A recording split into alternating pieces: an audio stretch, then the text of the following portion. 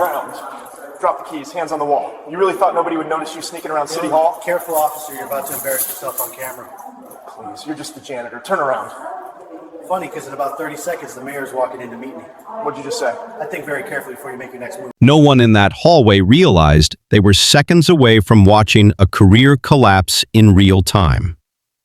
And most people don't even know the one legal detail that would decide who walks free. This isn't just a confrontation.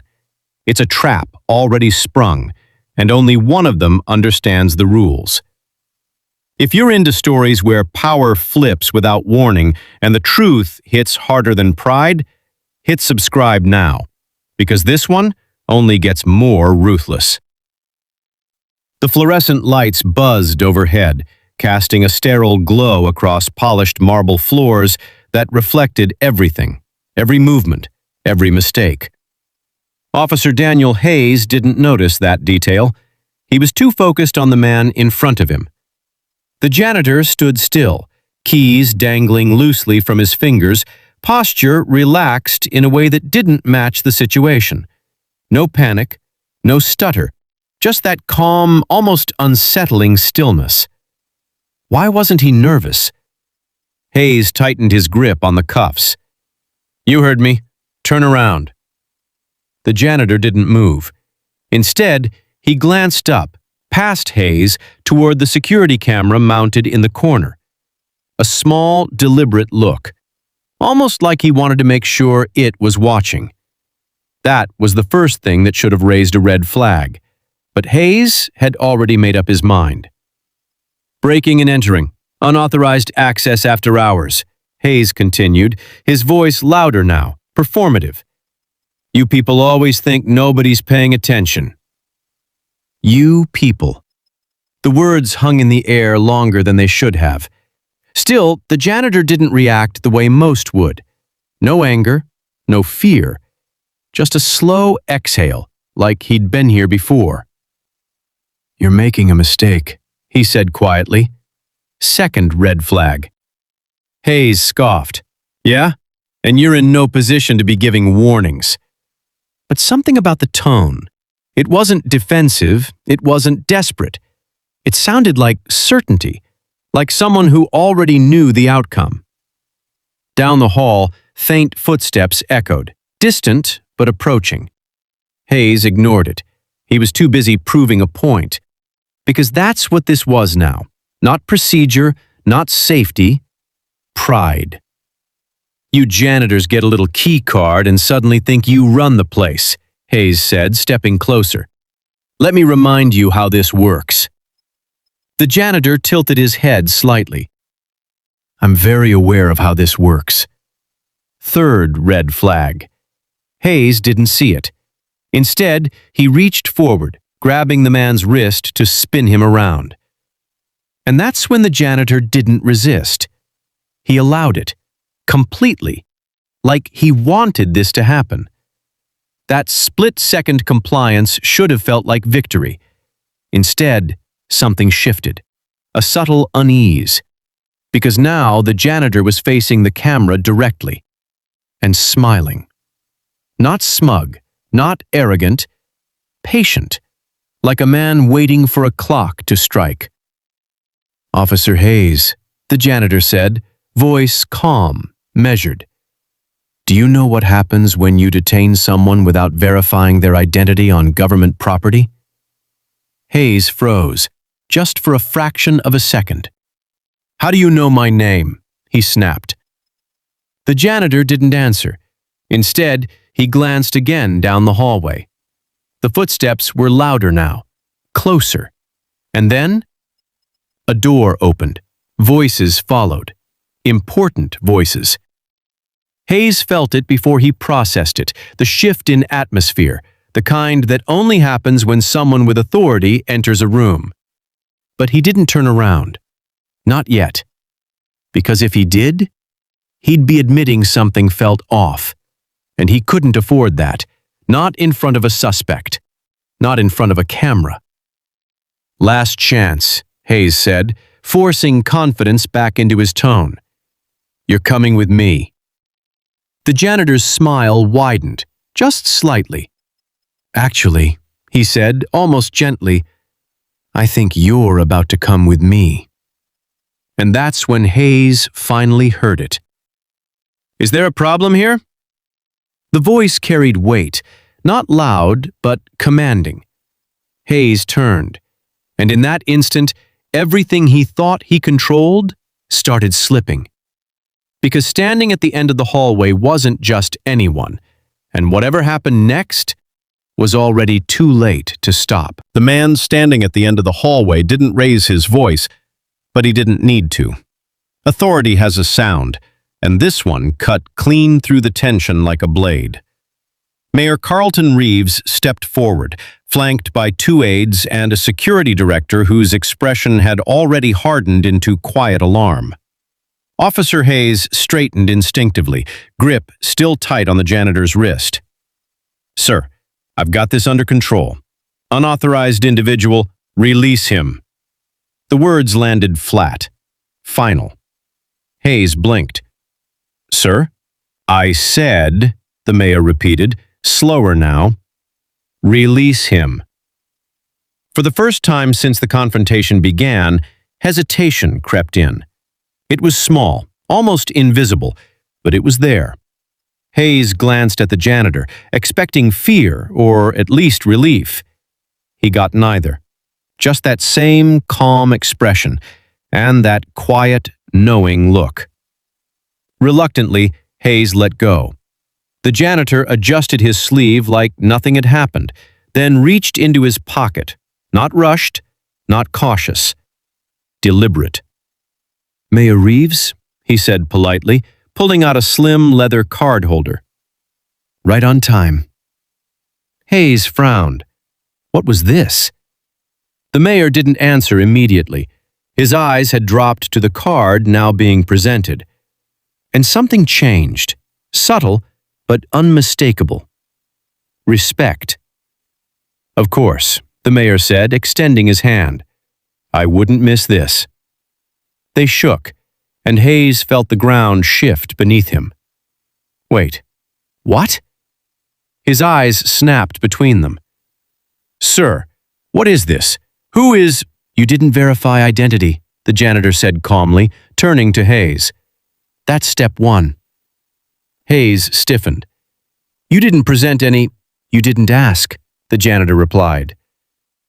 That hit harder than it should have, because it was true. And now, every second of this interaction was being watched, recorded, logged. Most people don't realize that in government buildings, especially city halls, security cameras don't just capture footage, they capture procedure. Every action is evaluated against protocol, and failing to identify a detained individual before applying force, that's not just a mistake, that's a liability. A big one. Hayes felt heat rising in his chest. Sir, with all due respect, he was inside after hours with keys. He has keys, the mayor interrupted, glancing at the janitor. Because I gave them to him. Silence. Heavy. Confusing. Hayes tried to recalibrate. Then he's maintenance staff? The janitor chuckled softly. No, the mayor said. He's not. Another pause. Another shift. Then who is he? Hayes demanded, the edge in his voice slipping from authority into something more dangerous. Uncertainty. The janitor closed the card holder with a quiet snap. My name, he said, is Adrian Cole. The name meant nothing to Hayes, but it should have. Because across the hall, the security director's posture had gone rigid. One of the aides whispered something urgently to the other. And the mayor? He looked careful now, like every word mattered. Hayes swallowed. Okay, and? Adrian studied him for a moment, not with anger, not even with judgment, just observation. You arrested me, Adrian said, in a building I legally acquired 6 months ago. The words didn't register, not immediately, because they didn't make sense. You what? I own this building, Adrian repeated, simply. Hayes laughed. He couldn't help it, a short, disbelieving sound. Yeah, okay, and I'm the governor. No one else laughed. That's when it hit. Slow, heavy, wrong. The mayor stepped in, voice lower now. Officer Hayes, I suggest you stop talking.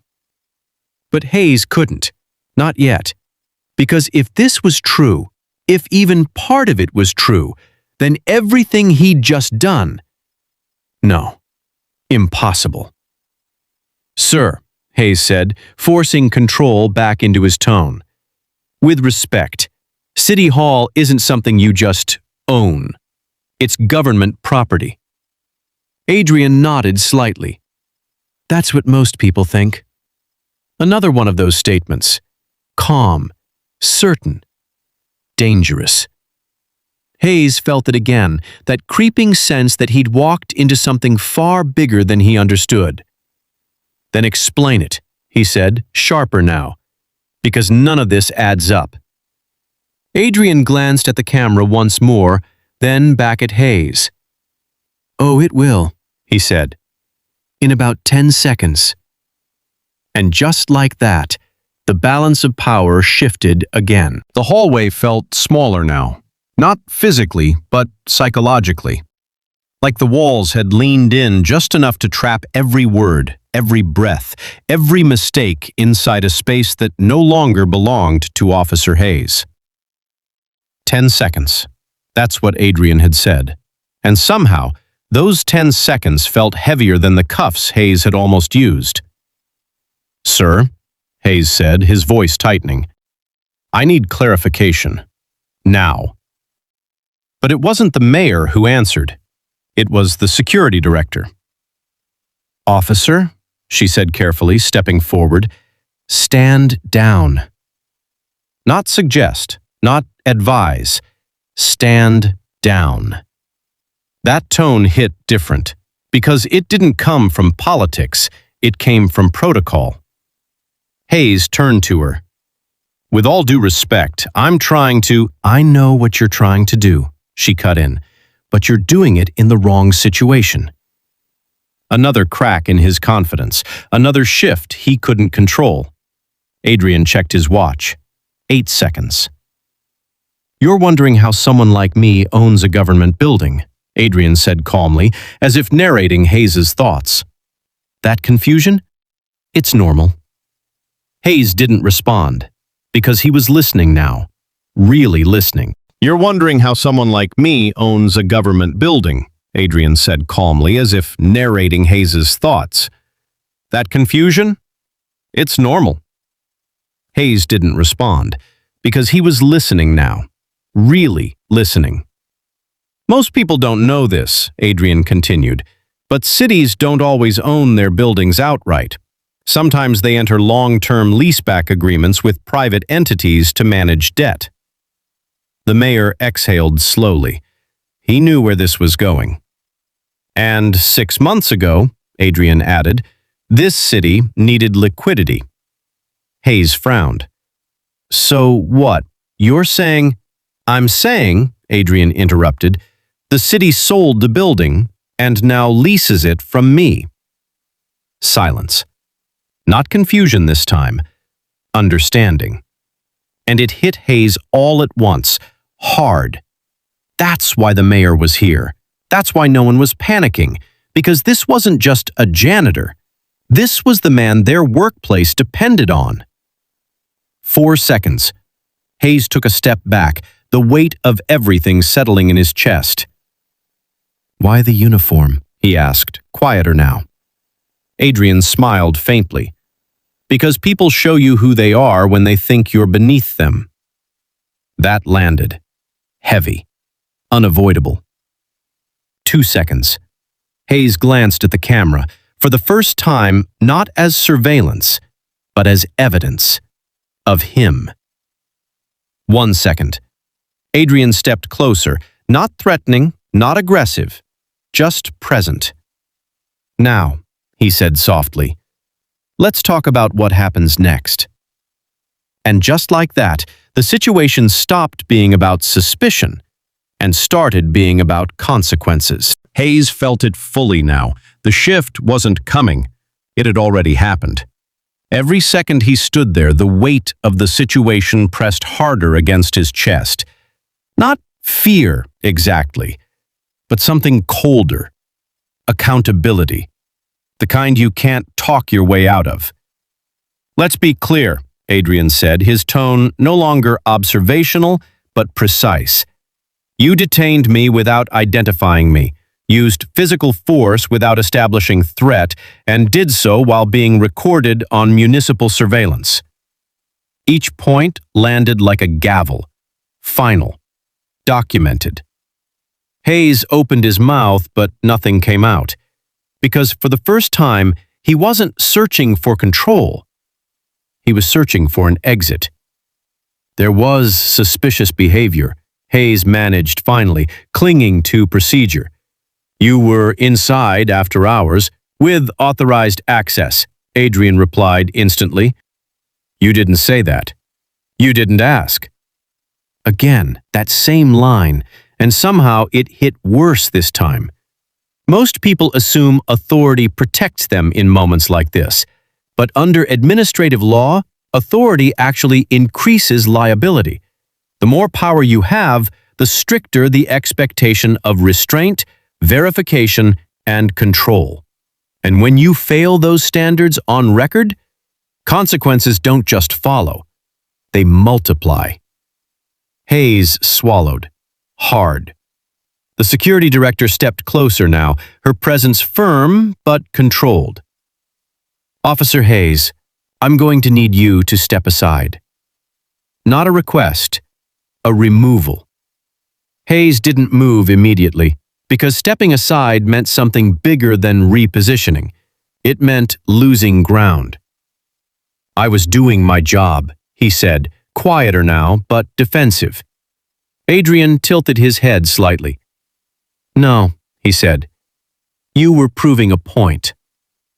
Silence. Sharp. Cutting. Because that was the truth Hayes couldn't outrun.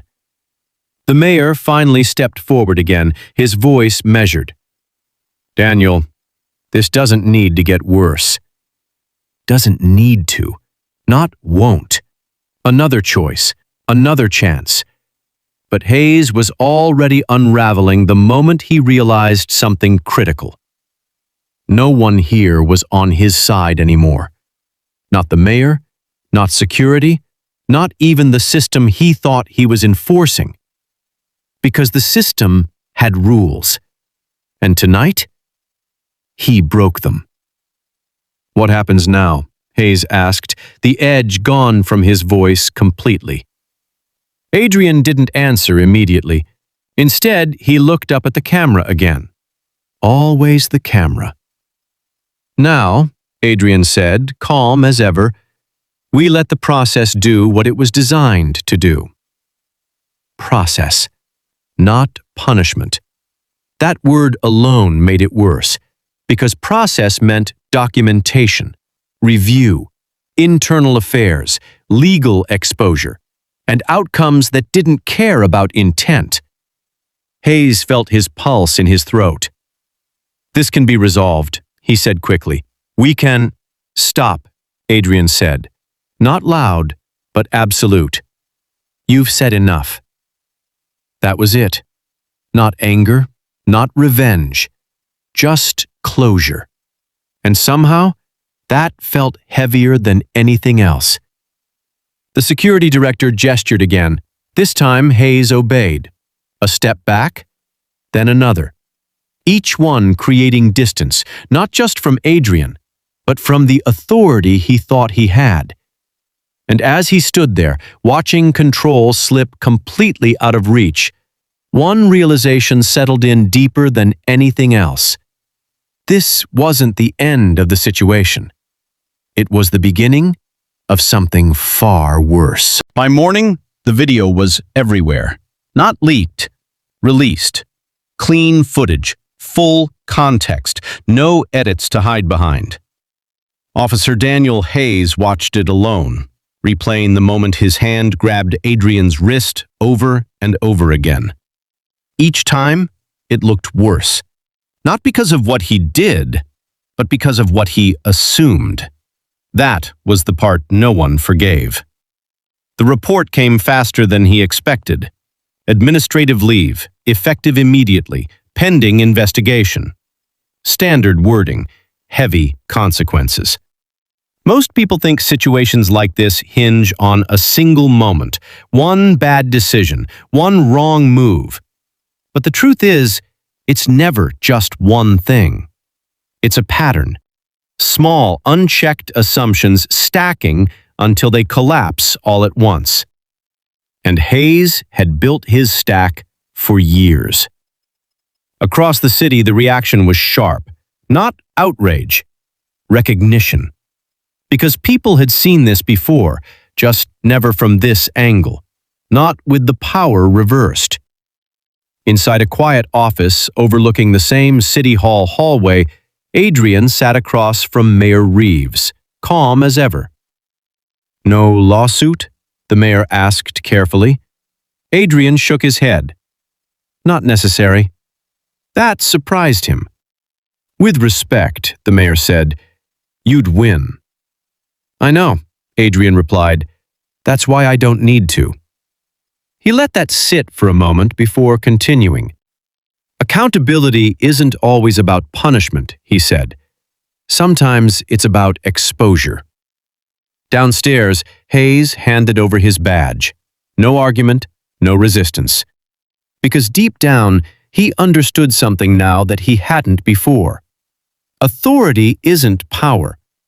Responsibility is. And the moment you forget that, the system corrects you. Permanently. Later that week, a memo circulated quietly through every department in the building. New enforcement protocols, mandatory identification procedures, camera accountability training. No one mentioned Hayes by name. They didn't have to. His mistake had already done the work. And somewhere in that same hallway, under the same fluorescent lights, a janitor pushed a cart slowly past the camera again. Only this time, everyone noticed. If this story made you rethink how power really works, drop a comment below and share your thoughts. And if you want more stories where truth flips everything upside down, make sure you subscribe, because the next one might hit even closer to home.